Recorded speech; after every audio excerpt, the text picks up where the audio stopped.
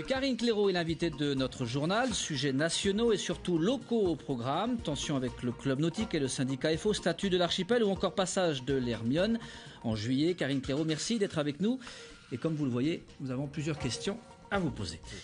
L'invité de cette édition de vendredi, je vous le disais, le sénateur maire de Saint-Pierre, Karine Claireau, bonsoir. Bonsoir. Vous revenez tout juste de Paris, alors on a beaucoup de questions, je le disais, à vous poser. Une question tout d'abord à la présidente du Conseil national de la mer et des littoraux. Vous étiez à la journée mondiale des océans dernièrement. Objectif de cette journée, sensibiliser tout le monde à une meilleure gestion des océans. Y a-t-il aujourd'hui une prise de conscience générale sur cette importance de protéger nos océans ? Alors, on y arrive, mais c'est vraiment un travail de tous les jours. Il faut réussir à faire comprendre à chaque personne, au plus profond des terres, que chaque geste qu'il pose a un impact sur les océans et que cet océan, il a besoin d'être en bonne santé pour nous redonner, je dirais, tout ce dont on a besoin pour être bien sur la terre ferme. Donc, une mer en très bonne forme pour une biodiversité qui le sera tout autant, une biodiversité marine, pour que la biodiversité terrestre le soit et que nous puissions vivre normalement sur cette planète. C'est difficile, et la maritimisation, je dirais, même si le terme n'est pas très joli, est quelque chose qui n'est pas facile à faire passer comme idée. Donc petit à petit, on va y arriver. Laurent Fabius, le ministre des Affaires étrangères qui était présent à cette journée à l'UNESCO, a officiellement annoncé un jour entier sur la COP21 qui sera donc consacré aux océans. Et ça, c'est une vraie bonne nouvelle. Après, il va falloir argumenter, il va falloir tenir systématiquement ce langage à travers toutes les actions que l'on pourra les uns et les autres mener. Alors, vous faisiez allusion à l'instant à la biodiversité. Alors, le lien est fait. On veut créer une agence française pour la biodiversité très prochainement. Je crois que c'est en 2016. Quelles seront ces missions ? Alors, elles seront de protéger la biodiversité, de mieux la connaître déjà, parce que c'est vrai que la biodiversité terrestre, on la connaît plutôt bien, la biodiversité marine un peu moins. Il va falloir donc mieux la connaître, la protéger. Donc, on est aussi sur un nouvel organisme qui va englober des choses qui existent déjà, comme l'ONEMA, comme les aires marines protégées. Enfin, voilà, on va regrouper, essayer d'être cohérent, d'avoir des actions qui permettent là encore, de connaître pour mieux protéger la biodiversité, la mettre en valeur. Donc, une difficulté supplémentaire, et moi j'y étais à Strasbourg en tant que présidente du Conseil national de la mer et des littoraux. La difficulté, c'est de mettre de la mer là aussi dans cette agence française pour la biodiversité. Donc, nous étions très présents dans chaque atelier pour faire en sorte que on n'oublie pas la biodiversité marine, parce que c'est quand même celle aujourd'hui qui est la plus présente, je dirais, sur le territoire français, en tout cas sur la surface du globe. Et forcément, on y est très sensible ici à Saint-Pierre et Miquelon. Alors on en vient à l'actualité dans l'archipel avec tout d'abord le malaise entre la mairie et le club nautique de Saint-Pierre. Le centre municipal de voile a besoin de locaux supplémentaires pour développer ses activités. Cela peut se comprendre. D'ailleurs, les plongeurs du club nautique le comprennent très bien eux aussi, mais était-il nécessaire de demander au club nautique de partir, un club quand même historique qui a conquis ses lettres de noblesse, on le sait, dans l'archipel depuis longtemps? Oui, ça je n'en doute pas une seconde, et je rappelle quand même que la première fois qu'on a demandé au club nautique de partir, c'est quand on a demandé à Jeunesse et Sport, quand on a expliqué à l'époque à Jeunesse et Sport qu'on avait besoin de place et qu'on devait reprendre les locaux qui étaient les leurs à l'époque, le club nautique a été sensibilisé exactement de la même manière. C'était en 2003 quand même.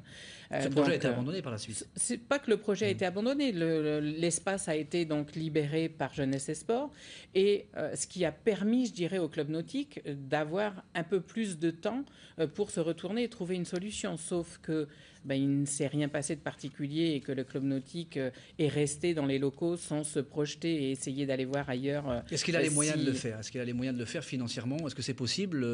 Écoutez, vous êtes bien placé pour savoir que la Foulée des Îles a trouvé la possibilité de le faire. Donc, je crois que n'importe quel club peut le faire, d'autant que les dépenses sont peut-être plus importantes pour le club nautique qui doit a 10 ans, comme exactement l'année dernière, en juin 2014, quand moi j'ai revu le nouveau président et un des membres du club nautique, je leur ai dit que les services de la mairie étaient là pour les aider, tant sur les plans que sur l'estimation, y compris d'ailleurs même sur le fait d'aller avec eux chercher des financements quand le projet serait ficelé.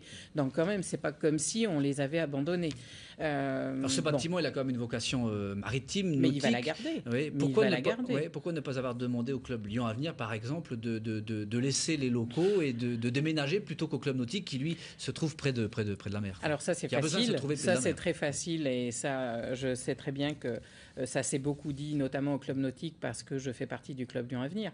Les deux choses n'ont rien à voir. Le club nautique est un endroit stratégique du bâtiment et ce bâtiment, il est coupé en deux si on laisse les locaux du club nautique comme ils sont pour l'instant. Le club Lyon Avenir est à l'autre bout du bâtiment. Ça ne changerait rien à la complexité qu'on a pour pouvoir mettre aux normes cet établissement recevant du public si les Lions partaient et que le club nautique restait. Ceci dit, le local où est placé aujourd'hui le club Lyon Avenir, c'est un local à 2 étages, même à 3 paliers d'ailleurs, et qui ne sont pas au même niveau que ceux de l'école de voile, donc il y aurait des difficultés complémentaires et on ne pourrait pas l'exploiter comme il faut. Mais on ne résoudrait pas le problème. Aujourd'hui, il n'est pas question de les mettre dehors purement et simplement et de ne pas vouloir les aider. J'ai renouvelé, moi, ma proposition d'aide auprès du président par mail pendant que j'étais en métropole et moi, je suis tout à fait disposée à discuter avec eux, bien entendu. Et vous admettez que le club nautique, les plongeurs doivent être proches de l'eau pour leur activité. On est bien d'accord là-dessus, mais il faut aussi voir que le domaine public maritime, il ne se limite pas au seul quai de l'école de voile. Donc on a la possibilité autour de regarder où le club nautique pourrait aller du coup s'installer on l'aiderait à ça. On va en reparler bien sûr.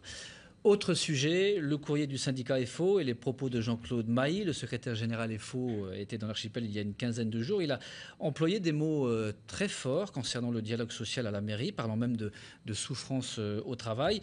Vous nous direz sans doute que vous n'êtes pas d'accord, Karine Clairaut. On va d'abord entendre Jean-Claude Mailly. Il était notre invité. Il était sur ce plateau le 28 mai dernier.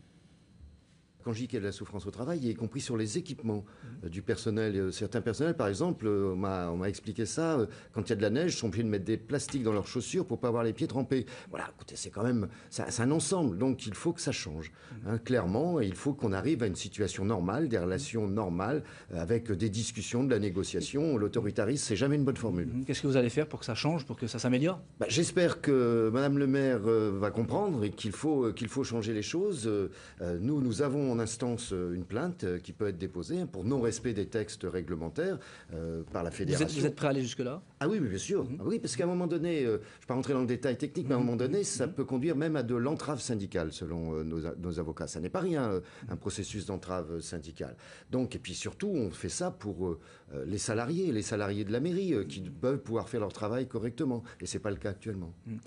Alors on revient avec vous, Madame le maire. Non-respect des textes réglementaires, entrave syndicale. Bon, encore une fois, les mots sont forts. Très clairement, on vous reproche ici votre manque de dialogue social. Que répondez-vous ce soir à Jean-Claude Mailly ? Vous vous douterez bien que je m'inscris en faux par rapport aux déclarations de M. Mailly. Et je ne peux que regretter d'ailleurs que M. Mailly n'ait entendu qu'un son de cloche et se soit permis de faire ce genre de déclaration en plateau. Parce que M. Mailly a refusé de me recevoir, il faut quand même le savoir. Moi, j'avais demandé un rendez-vous qu'il m'a d'abord accordé, puis qu'il a reporté, puis il a fini par dire qu'il ne me recevrait pas. J'ai demandé un rendez-vous à Mme Biaggi, qui a vraiment renvoyé d'un revers de main aussi en disant si j'avais envie de donner un rendez-vous, je vous aurais rappelé, a-t-elle dit à mon collaborateur. Donc voilà, moi je pense que du dialogue, ce n'est pas moi qui l'ai rompu ce dialogue. Et moi j'estime qu'à la mairie de Saint-Pierre, il n'y a pas de souffrance au travail. Si M. Mailly était venu voir dans les locaux comment les choses se passent, il l'aurait vu lui-même. Quand j'entends parler de cette histoire de vêtements, écoutez, je pense qu'il faudrait voir un petit peu comment les choses se passent dans les autres services administratifs, qu'ils soient des collectivités ou qu'ils soient de l'État. On a mis en place un système dont rêveraient, je pense, beaucoup d'employés, avec un kit de vêtements qui est renouvelable en tant que de besoin. Cette histoire de bottes, ça a duré une demi-heure. Ça a duré une demi-heure entre le moment où le directeur des services techniques a eu connaissance de ce problème de bottes percées et a envoyé le responsable du service chercher les paires de bottes en question. Donc je crois qu'il faut aussi éviter de faire de la chantilly avec ce qui doit rester quelque chose de simple et qui n'est pas compliqué à régler. Après, du dialogue, il y en a. Mais un dialogue, ce n'est pas le syndicat dit, la mairie fait. Un dialogue, c'est des gens qui se posent autour d'une table et qui ne demandent pas, par exemple, au maire de sortir parce qu'ils n'ont pas envie de la voir là et qu'ils ne veulent pas discuter avec elle. Moi, je n'appelle pas ça du dialogue. Par contre, moi, je suis tout à fait ouverte et d'ailleurs, j'ai répondu au courrier. On va avoir des réunions de travail exactement comme je m'y étais engagée. Là-dessus, il n'y a aucun problème. Alors justement, vous parliez de courrier. Le syndicat FO vous a remis ce courrier le 3 juin dernier, un courrier avec plusieurs revendications syndicales. On ne peut pas ici ce soir tout évoquer, évidemment. Le comité technique CHSCT, c'est tout ce qui concerne les conditions de travail. On vous demande ici la mise en place d'un organe commun à tous les services. Et sans lui, le syndicat évoque une rupture d'égalité des personnels. Qu'est-ce que vous répondez à cela? Est-ce que ce comité technique va fonctionner normalement? Écoutez, le comité technique, en fait, il y avait des délais pour demander qu'un comité technique commun soit mis en route. La demande n'a pas été faite dans les délais. Moi, je ne veux bien qu'on me dise il faut le faire maintenant. Sauf que la réunion du comité technique à laquelle moi je me suis présentée pour pouvoir en discuter avec eux et exposer les arguments qui étaient ceux de la municipalité et aussi du CCAS pour leur répondre oui ou non sur le comité technique commun, ils m'ont demandé de sortir. Donc qu'on ne me reproche pas aujourd'hui de ne pas vouloir donner d'explications ou de ne pas vouloir mettre en place ce comité technique commun si on ne veut pas écouter ce que j'ai à dire par rapport à ça. Et donc, je ne donnerai pas le détail parce que je le réserve, bien entendu, aux représentants du personnel quand je vais les rencontrer. Mais là-dessus, je vous dis, un dialogue, pour moi, c'est à deux.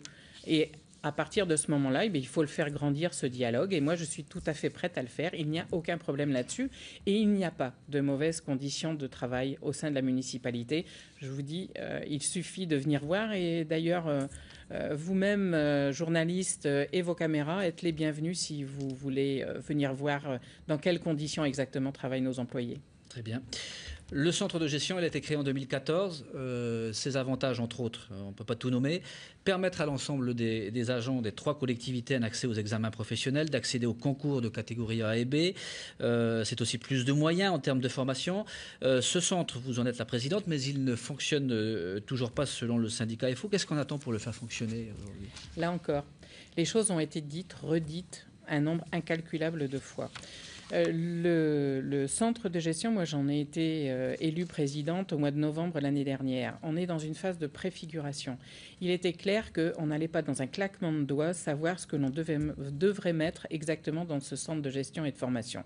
Ça n'amènera pas forcément plus de formation. On avait aujourd'hui l'agence pour la formation des personnels territoriaux qui fonctionne bien, il n'y a pas de problème là-dessus. Par contre, est-ce qu'on se contente au niveau du centre de gestion d'y mettre les missions obligatoires? Est-ce qu'on met des missions facultatives?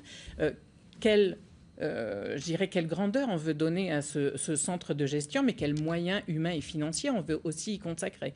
Donc la collectivité territoriale a peut-être des moyens, la mairie de Saint-Pierre en a aussi, il faut faire très attention à nos collègues de Miquelon qui ne sont pas dans la même configuration. Donc je crois que ce que j'ai annoncé, moi, en disant que le centre de gestion en tant que tel serait en place à partir de janvier 2016, je n'ai pas bougé d'un iota.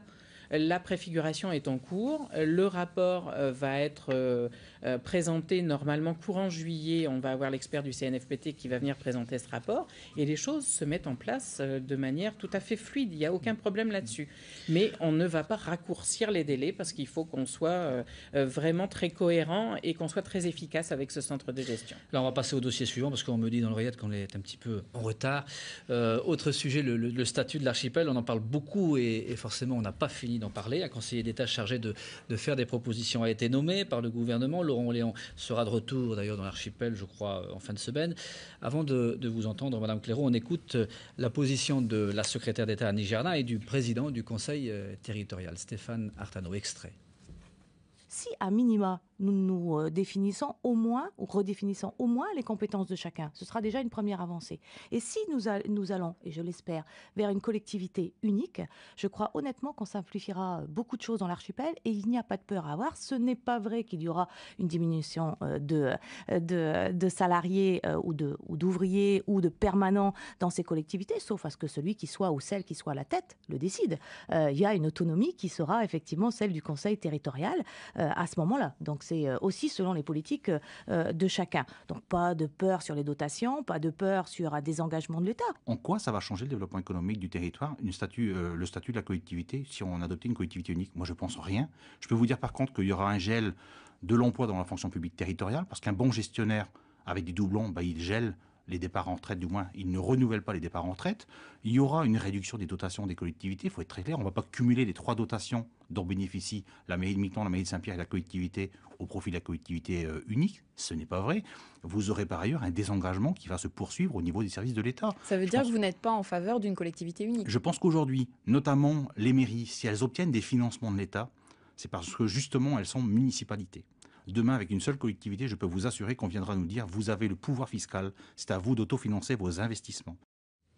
Voilà, Annick Girardin est plutôt pour la collectivité unique. Stéphane Artano ne dit pas directement qu'il est contre, mais ses déclarations interpellent quand même. Karine Claireau, pour lui, la collectivité unique ne va rien améliorer. Elle va surtout provoquer un gel des emplois, réduire les dotations des collectivités. Il évoque aussi un désengagement des services de l'État. Alors, ça fait peur quand même. Est-ce que ce soir, vous avez les moyens de nous rassurer ?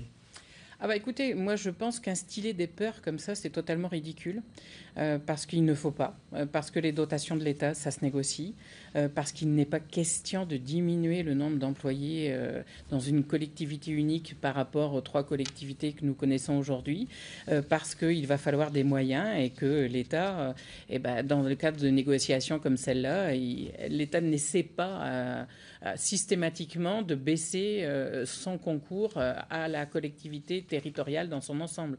Donc c'est totalement faux. Moi je m'inscris en faux là-dessus aussi. Il ne faut pas avoir peur. Certes, c'est un changement. Certes, on craint toujours le changement parce que, l'adage dit toujours on sait ce que l'on a, on ne sait pas ce que l'on va avoir. Moi, je crois qu'au contraire, ça va être beaucoup plus cohérent, ça va être beaucoup plus efficient parce que l'argent qui sera sur ce territoire, du coup, va réellement servir à un projet de territoire, ce qui n'est pas le cas aujourd'hui. Ce qui se passe dans les 2 communes n'a rien à voir avec ce que programme la collectivité territoriale ou vice-versa. Et donc, à partir de ce moment-là, sur moins de 250 km², je voudrais vraiment poser la question, quelle cohérence est-ce que l'on a à travers les projets que l'on met aujourd'hui? Donc, je crois qu'il y a vraiment là une discussion à avoir, mais dans le calme, surtout pas instiller des peurs, je le redis, surtout expliquer comment les choses peuvent se passer, mais pourquoi aller toujours chercher à voir le verre à moitié vide, là où demain on pourrait quand même avoir quelque chose sur mesure qui soit réellement bénéfique au territoire. Ce statut, il a 30 ans maintenant, il a besoin d'évoluer et il a besoin de servir l'archipel, de servir sa population et de nous permettre de nous ouvrir sur notre environnement régional. Et moi, je considère aujourd'hui, dans l'état actuel des choses, que ça n'est pas le cas. Donc oui, vivement cette collectivité unique. J'espère qu'on y arrivera. C'est un sujet, donc, en tout cas, très important, dont nous allons reparler, bien évidemment, très, très prochainement. Autre sujet, et c'est le dernier sujet que nous allons aborder ce soir avec vous. On attend tous avec impatience la frégate Hermione, la réplique plutôt de la frégate Hermione fait escale chez nous le 23 juillet. C'est un événement. L'association Célébration 2016 a pris les devants déjà en confectionnant des costumes d'époque. Est-ce qu'il y a un programme de festivités de prévu autour de cet événement par la mairie de Saint-Pierre ? Alors bien sûr qu'il va y avoir des festivités autour de cet événement. Je n'en dirai pas trop ce soir, ne serait-ce que parce que c'est aussi intéressant de pouvoir garder un petit peu de mystère autour de ce qui sera fait. Effectivement, Célébration 2016 est sur le pied de guerre pour tout ça. Vous-même, SPM Première, serez aussi très impliqué dans l'escale de l'Hermione. On va avoir des gens qui vont venir de l'extérieur, spécifiquement pour cette escale aussi, et je trouve ça très intéressant. Et puis, il va falloir que entre le 22 au soir où l'Hermione est supposée arriver jusqu'au 24 au matin, archipel vivent au son de l'Hermione et vivent au temps de l'Hermione. Et je crois que on va vraiment essayer de faire tout ce que l'on peut, en tout cas, pour que chaque habitant de l'archipel puisse profiter au maximum de cette escale. Voilà, et l'Hermione, on l'attend donc avec attention le 23 juillet prochain. Absolument. Merci d'avoir répondu à nos questions ce soir, Merci Karine à vous. Clairaut.